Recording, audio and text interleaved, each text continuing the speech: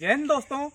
देखो भारत, देखो अपना भारत की इस वीडियो में आपका बहुत स्वागत है। मैं जो खड़ा हूँ ये है नर्मदापुरम जिले का स्थान सोहागपुर, और सोहागपुर का भी एक बहुत पावन और शांति प्रदान करने वाला स्थान श्री सिद्ध महाराज, या जिसे हम प्यार से यहाँ लोगों के बीच में चर्चा में रहता है सिद्ध बाबा के नाम से। आज मैं इस टूर में, इस वीडियो में आपको वहाँ के बारे में बताने की कोशिश कर रहा हूँ। यहाँ का शांति प्रिय माहौल कैसा है, और यहाँ का जो मुख्य आकर्षण है एक बरगद का बहुत बहुमूल्य वृक्ष, कई समय पुराना वृक्ष, जिसे हम ऐतिहासिक वृक्ष भी कहते हैं। वो उसी मंदिर की शाखाओं से बना हुआ है यहाँ का विशेष आकर्षक परमात्मा शिव भगवान का मंदिर, जहाँ पर विभिन्न देवी देवताओं के स्थान भी हैं। तो मैं आपको वहाँ पर ले चलूँगा, वहाँ पर आपको दिखाऊँगा इस वीडियो के माध्यम से। तो बने रहिएगा इस वीडियो में। दोस्तों, इस वीडियो के सौजन्य करता है श्री महावीर ट्रेडर्स, सभी प्रकार के कीटनाशक एवं खाद बीज विक्रेता। ये देखिए, मई की तपती हुई धूप होने के बावजूद यहाँ धूप का एहसास नहीं होता है, क्योंकि पूरा प्रांगण घिरा हुआ है छायादार वृक्षों से, और जो देता है शांति और छाया। साथ ही साथ आपको बता दें, यहाँ पर्यटकों का आना जाना लगा रहता है। उन्हीं के वाहन के रूप में ये कार खड़ी हुई है। और ये देखिए, ये है विशाल निर्माणाधीन भव्य द्वार, जो यहाँ के किसी भक्त द्वारा निर्मित किया जा रहा है। यदि आप लोग भी इस पुनीत कार्य में अपना सहयोग देना चाहते हैं तो निसंकोच आकर इस पुनीत काम में सहयोग दीजिए, और इस द्वार को भव्यता प्रदान कीजिए अपने सहयोग के माध्यम से। और कदम कदम हमारे बढ़ते जा रहे हैं उस प्रांगण की ओर, और इस तरह हमने प्रवेश कर लिया है इस प्रांगण में। और आप ये दीवार देखेंगे इस वीडियो में, आप जो दीवार देख रहे हैं वो दीवार जो है वो सूखा नदी के बाढ़ के पानी को रोकने के लिए बनाई गई है। मैं आपको बता दूं कि हमारा सिद्ध बाबा का धाम जो है सूखा नदी और पलकमती के संगम पर बसा हुआ है, और संगम का इस देश में, मतलब भारतवर्ष में बहुत महत्व होता है। तो इस तरह कदम बढ़ते बढ़ते, और ये आप जो हेडपंप देख रहे हैं, ये जल आपूर्ति के लिए यहाँ हेडपंप है, और इस हेडपंप का मैंने भी इस हेडपंप का जल ग्रहण कर लिया है, मतलब अपनी प्यास शांत कर ली है। वैसे भी सोहागपुर का पानी पूरी दुनिया में जाहिर है ये बहुत मीठा होता है, और इस तरह हमारे कदम बढ़ते जा रहे हैं, और एक एक कदम करके हमने वो दूरी कम कर दी है और प्रवेश कर गए हैं उस विशाल प्रांगण में, जिसकी हम विस्तार से आज चर्चा करने वाले हैं। यही वो विशाल वट वृक्ष है जिसके माध्यम से निर्माण हुआ है एक अद्भुत मंदिर का, जिसकी शाखाओं जड़ों के माध्यम से उकेरी गई हैं विभिन्न आकृतियां। श्री राम का नाम लिखा गया है, धनुष बाण बनाए गए हैं, हनुमान जी महाराज बनाए गए हैं। इन सब का विस्तार से चर्चा करेंगे, और इन विस्तार के जानने के लिए हमें सहयोग लेना पड़ेगा यहाँ के सेवादार, यहाँ के सेवक श्री पंडित जी का। तो चलिए हम सीधे चलते हैं पंडित जी के पास, और उनसे यहाँ की विस्तृत जानकारी लेते हैं। तो आइए पंडित जी से मिलते हैं। जी प्रणाम। मैं इस वीडियो के माध्यम से यहाँ के लोगों को बताना चाहता हूँ सिद्ध महाराज के बारे में, ठीक है ना। तो मैं आपसे जानना चाहूँगा यहाँ का मतलब स्थापना किस तरह से हुई, और अब तक क्या है वो थोड़ा सा बताएंगे आप मुझे। जैसे कि स्थापना के बारे में, किस तरह से ये विशाल वट वृक्ष जो आज हमारे सामने है, तो इसकी स्थापना या शुरुआत कहाँ से किस तरह से हुई होगी। इसकी शुरुआत संत श्री काशीगिरी जी महाराज, उनके द्वारा हुई है। अच्छा, तो उनके बारे में थोड़ा सा प्रकाश डालेंगे। संत काशीगिरी जी महाराज का मुझे पता है, मैं उतना बताने की कोशिश करूँगा जी। जब वो यहाँ आए थे तो बाल अवस्था में थे, बाल ऋषि जी। यहाँ आने के बाद वो उनको स्थान अच्छा लगा, वो यहाँ रम गए और यहाँ सेवाएं देते रहे। उसके साथ साथ बाल अवस्था में थे जी, हाँ जी। उसके बाद वो यहाँ आए, उनको स्थान अच्छा लगा। काशीगिरी जी महाराज जी, काशीगिरी जी महाराज मतलब बाल ऋषि थे, बाल पने में वो यहाँ आ गए थे। तो लगभग ये पता होगा अपन को कहाँ से आए होंगे वो, जैसा कि ये तो जानकारी नहीं है कहाँ से आए थे जी। ये गुरु स्थान है, इसको ढूंढते हुए आए थे। अच्छा, ये गुरु स्थान कौन सा है? सिद्ध महाराज का। अच्छा, ये सिद्ध महाराज, ये जो बना हुआ है ये, अच्छा ये गुरु स्थान है, इसको ढूंढते हुए वो आ गए थे। सुना है किसी अखाड़े मखाड़े के बारे में भी थोड़ा जी, कौन से अखाड़े से संबंधित? अच्छा, जूना अखाड़े से संबंधित थे काशीगिरी जी महाराज। बालपन में ही यहाँ आ गए, फिर क्या कहानी आगे की? यहाँ रुके वो, उनका स्थान अच्छा लगा जी, फिर वो यहीं रम गए। फिर धीरे धीरे मेहनत करके उनने सारी व्यवस्थाएं बनाई यहाँ पे जी। आज अपन जो वट वृक्ष देखते हैं, अच्छा ऊँट बना है, हाथी बना है, और अपन उसको अगर ध्यान से देखते हैं तो आकृति अपने आप उसमें उकरते जाती हैं। अच्छा, आप देख सकते हैं अपने पीछे वृक्ष जी, ठीक। वृक्ष की आयु लगभग 400-450 साल है। अच्छा, 400-450 साल है जी हाँ। जी। और अच्छा, काशीगिरी जी महाराज जो थे उनके बाद वो उन्होंने समाधि ले ली शायद। समाधि कौन सी समाधि? ये वाली समाधि। अच्छा, ये जो ऑरेंज कलर की समाधि जो देख रहे हैं आप, ये वो काशीगिरी जी महाराज की समाधि है। फिर उसके बाद काशीगिरी जी महाराज रहे होंगे, फिर इसको किस तरह से संभाला, किस गुरु जी ने संभाला होगा इनको? उनके बाद ये संत थे यहाँ पे, अच्छा जिनका नाम था सेवागिरी जी, जी। जिन्होंने अभी तक सेवाएं दी। हम्म। पिछले 1 साल पहले मतलब 2025। उनका भी अच्छा अच्छा। देर। हाँ। और उसके बाद हम इस स्थान को देख रहे हैं। अच्छा अच्छा। हम सेवाएं दे रहे हैं यहाँ पे, जैसी भी हमसे बन रही हैं जी जी टूटी फूटी जी।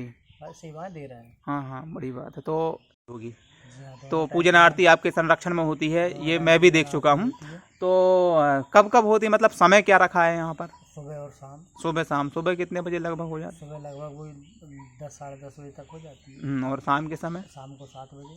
शाम को 7 बजे के समय पूजन आरती होती है।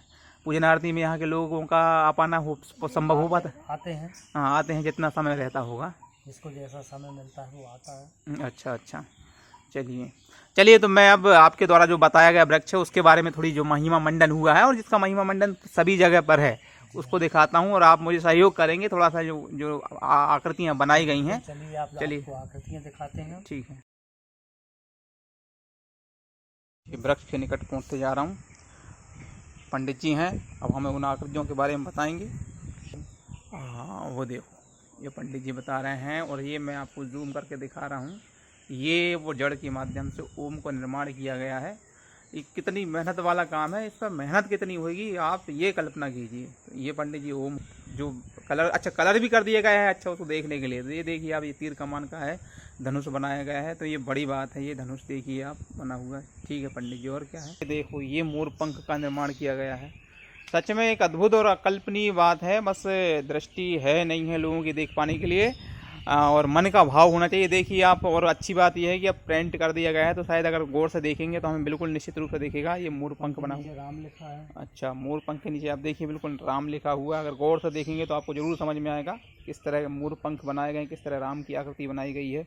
चलिए पंडित जी के मार्गदर्शन में उन चीज़ों को देखते हैं। राम लिखा है, राम किस तरह पे लिखा हुआ है? ये माँ बना है, ये रहा है। अच्छा अच्छा, हाँ, गौर से देखेंगे आप, देखिए ये जो आप देख रहे हैं ये माँ बना हुआ है, और ये पूरा रा बना हुआ है, देखिए, और ये राम बना हुआ है इस तरह से, ठीक है।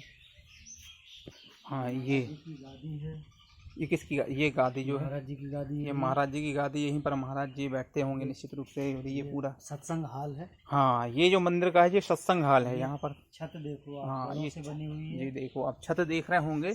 इस छत का निर्माण किस तरह से किया गया है, बिल्कुल मतलब ये कर पाना ही एक बड़ा, मतलब जटिल, मुश्किल कहना ठीक नहीं, परंतु जटिलता भरा काम है। ये नंदी बने हैं यहाँ पर। ये देखिए आप, देख रहे हैं आप, नंदी का चित्र बना हुआ। इस सब चित्रों को समझने के लिए थोड़ा गौर से देखना पड़ेगा। यहाँ शिव जी हैं। ये शिव देखिए, ये शिवलिंग देखिए आप, जड़ों के माध्यम से शेषनाग से लिपटे हुए शिवलिंग है। और ये देखिए शेषनाग का फन बना हुआ है। पड़ेगा कि अगर आप यहाँ आते हैं तो निश्चित से आप समझ पाएंगे। गणेश जी की प्रतिमा है। ये देखिए आप, निश्चित रूप से ये गणेश जी की प्रतिमा को देख पा रहे होंगे। देखो साफ समझ में आएगी, देखेंगे आप, मैं जूम कर दे रहा हूँ, देखो तो बिल्कुल समझ में आएगा, स्पष्ट समझ में आता है कि गणेश जी बने हुए हैं। ये सूंड दिख रही है गणेश जी की, ये हाथ हैं जी, ये पैर हैं, पालती मार के बैठे हुए, ऊपर ये शीश है जी। अब आप देखिए, आपको पूरी हाँ स्पष्ट समझ में आ रही होगी। गौर से देखेंगे तो बिल्कुल समझ में आएगा कि गणेश जी हैं। वास्तव में गणेश जी हमें दिख। चलिए आगे चलते हैं। एक शिवलिंग का निर्माण ये हो रहा है। अच्छा, अभी हो रहा है। देखिए किस तरह से निर्माण किया जाता है। ये हाँ, जड़ें मोटी होती जाएंगी तो शिवलिंग जो है शिवलिंग का आकार ले लेंगे, अंदर जाते जाएंगे। अच्छा अच्छा। ये राम लिखा है। हाँ, ये देखिए राम, ये सफेद कर दिया गया है, वाइट कर दिया गया। ये राम की आकृति हमें अलग दिख रही है। ऊपर आकृति समझिए उड़ते हुए हनुमान जी की संजीवनी बूटी के साथ में। अच्छा अच्छा। ये हाथ में संजीवनी पर्वत है। हाँ हाँ। ये शीश है हनुमान जी का। अच्छा अच्छा। ये पूंछ है और ये पैर है। ये पूरा देखिए आप, तो इसमें आपको राम के ऊपर हनुमान जी दिखेंगे। लगी थी तो संजीवनी बूटी के साथ में हनुमान जी आए थे। अच्छा, वो दृष्टांत यहाँ पर महाराज जी ने दर्शाया है। देखिए पूरा रामायण का एक दृश्य जो है उसको वो अपनी जड़ों की, अपनी कला के, अपनी कल्पनाओं के माध्यम से संजोने का प्रयास किया गया है। बहुत ही अतुलनीय प्रयास है, कभी नहीं कर सकते। और आगे अपन चलते हैं जी। तो ये हाथी का निर्माण करा है महाराज जी ने। अच्छा, ये देखिए ये हाथी का निर्माण है। आप अगर आगे आते हैं जी, तो ये हाथी की सूंड है।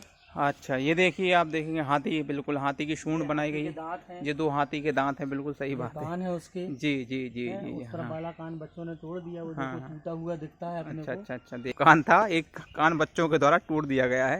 ये पैर है उसके। हाँ, ये हाथी के पैर हैं। अब हम इसको साधारण मान लेते हैं, परंतु इस पर एक कल्पना।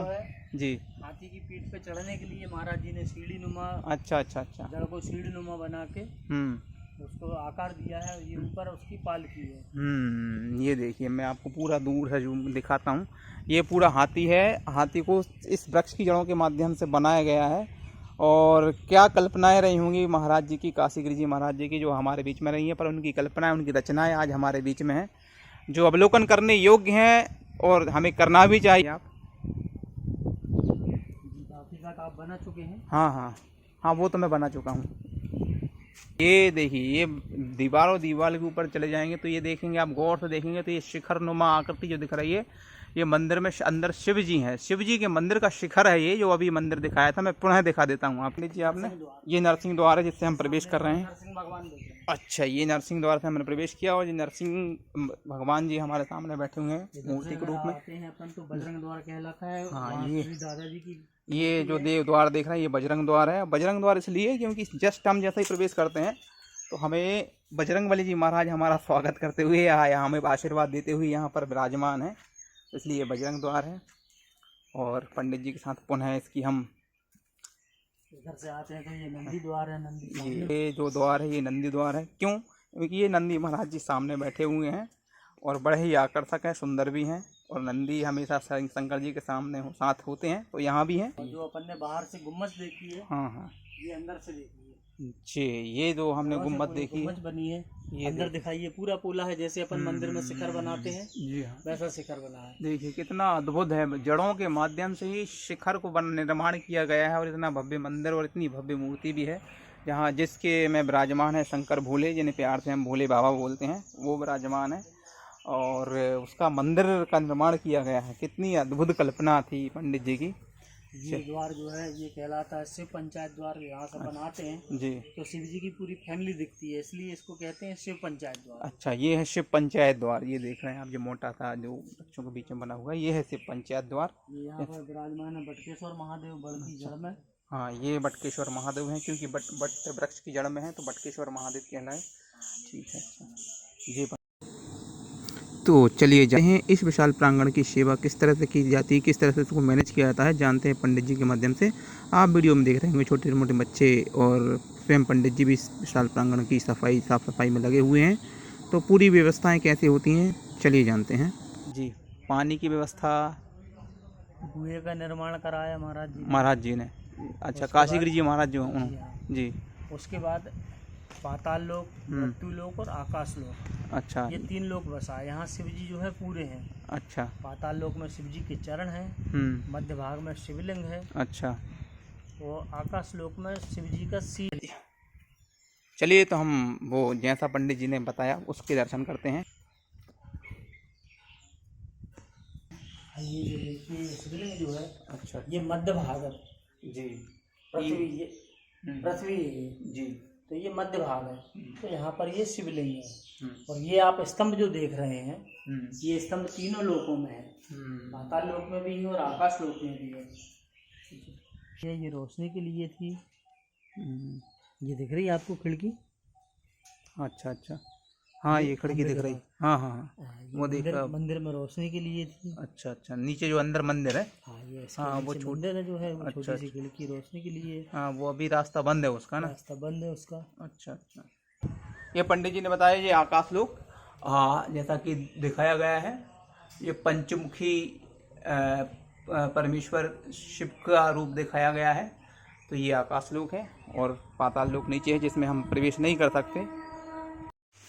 तो दोस्तों संपूर्ण व्यवस्थाओं पर हम बात करेंगे वीडियो के भाग नंबर 2 में। तब तक के लिए सभी को प्यार भरी राम राम जी। और यदि आप भी सोहागपुर नगर के हैं तो ये हमारी धरोहर है। इस धरोहर को सुरक्षित रखना, संरक्षित रखना हमारा कर्तव्य है। तो इसके लिए ज़रूरत है हमारे सहयोग की, और सहयोग किसी भी प्रकार का हो सकता है, तन का, मन का, धन का।